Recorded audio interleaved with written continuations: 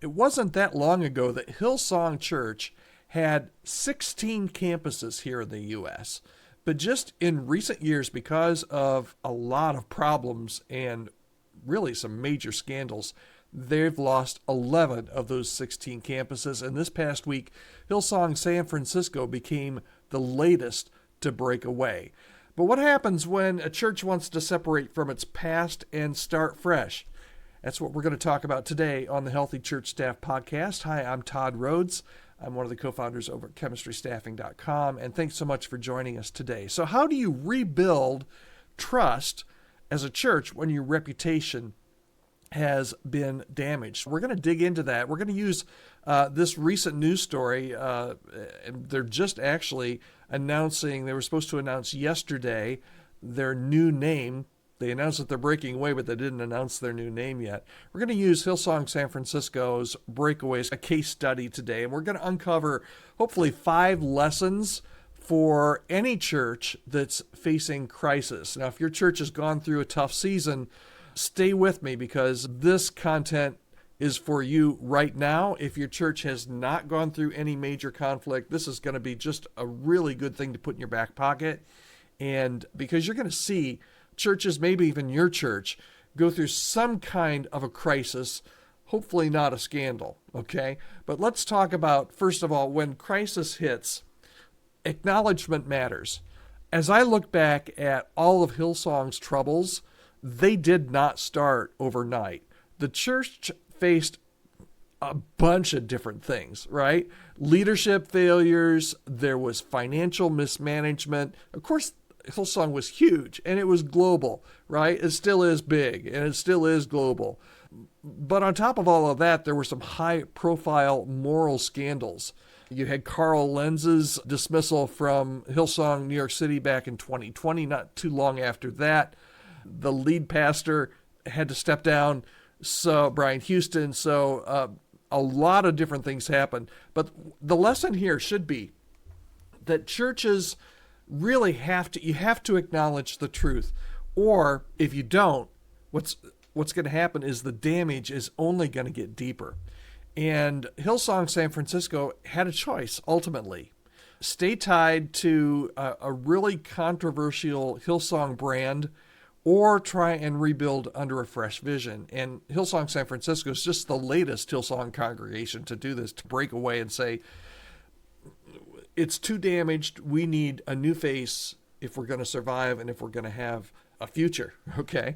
So here's your takeaway. If your church has faced a crisis, don't minimize it. Don't cover it up, because that's going to be the thing that is going to kill you, right? You need to be honest with your congregation. Healing is going to begin with transparency. And transparency, if the transparency is not there, your church will feel like you're hiding something. And guess what? They're going to feel that way probably because you are. Okay, point number 2. A church's reputation does affect its mission. And man, we see this at Hillsong. Hillsong's brand took a massive hit, not just among believers, but in the mainstream culture, and not just in Australia, all over, wherever they had a church and in the whole Christian community.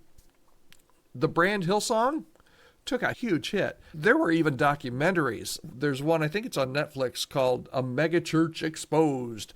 And it's an investigative report that those kind of things only added fuel to the fire. And if you're sitting in leadership at Hillsong San Francisco, the choice was clear. They needed to create some distance in order just to survive and to be able to thrive. The bottom line reality was their mission could not move forward under the weight of the past because it was just almost insurmountable. So the takeaway here is, if your church has a reputation problem, and chances are almost 100% chance that your church is not Hillsong. So you don't have this huge behemoth of a structure. You may be in small town America, but your church has gone through a scandal or a moral failure or something. And sometimes that can even be worse in a small town. reputation will precede you. You need to ask the hard question. Is our church's name, is our brand, if you want to call it that, is our church's name helping or hurting our ability to reach people? And sometimes a fresh start is just absolutely necessary if you're going to continue to even exist as a church, but especially if you want to have effectiveness for your mission. Okay, so that's point number 2. Here's idea number 3. Leadership transitions, when they happen, especially when they're coming out of crisis or scandal, those leadership transitions must be absolutely clear and totally honorable. Hillsong San Francisco's pastors, Brendan and Jackie Brown, have served Hillsong for 24 years. So their transition, it didn't come overnight. By all public accounts anyways, it hasn't been a hostile split, but a decision that had been, according to them, discussed for the last couple of years. And in public statements here this past week, Hillsong Global Senior Pastor Phil Dooley and Hillsong California Pastor Sam Lopez affirmed and blessed the pastors at Hillsong San Francisco. And this is absolutely crucial, and I will give them some credit that this was the right thing to do. It's because it's crucial, because leadership fractures can make things even worse.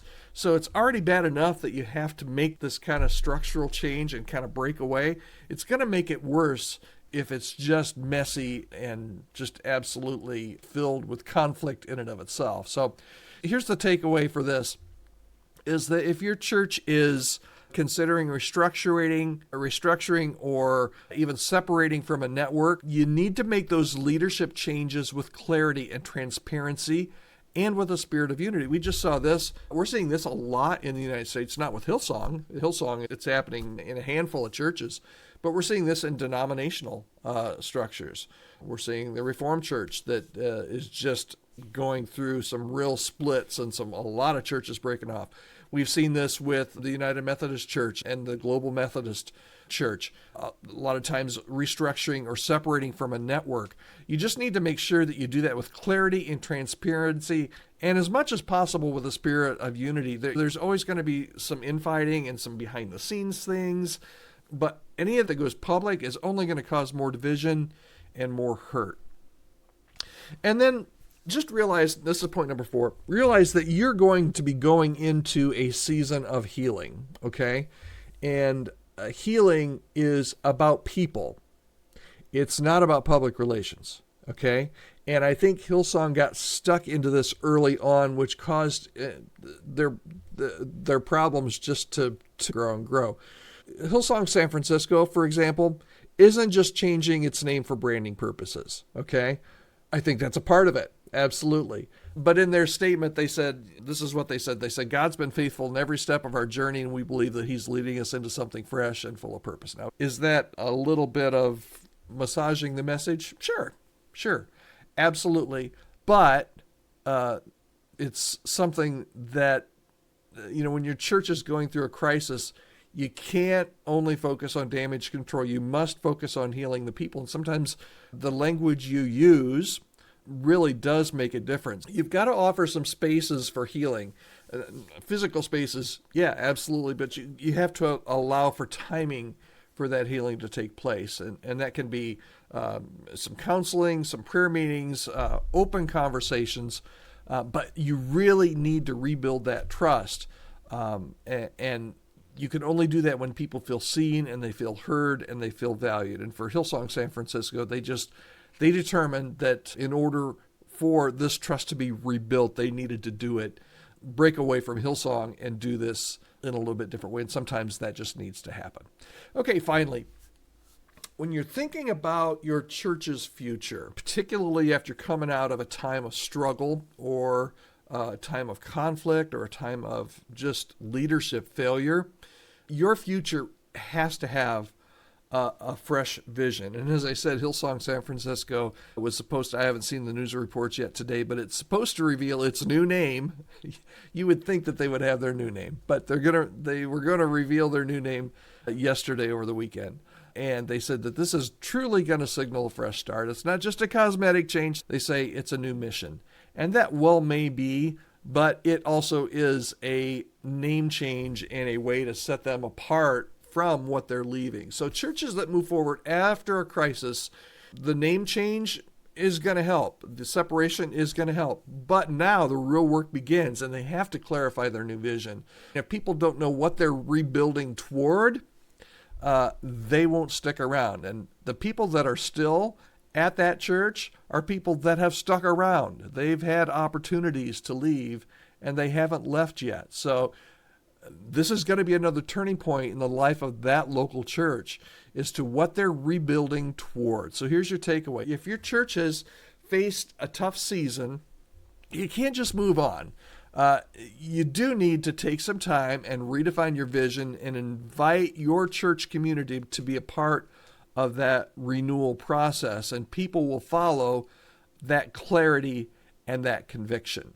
I'm interested in what you think about all of this. Maybe you think, Todd, I don't agree with anything you said. Maybe, Todd, I agree with everything you said. I'd love to hear what you think, particularly about how a church like Hillsong San Francisco should handle crisis. And let's talk specifically about Hillsong San Francisco.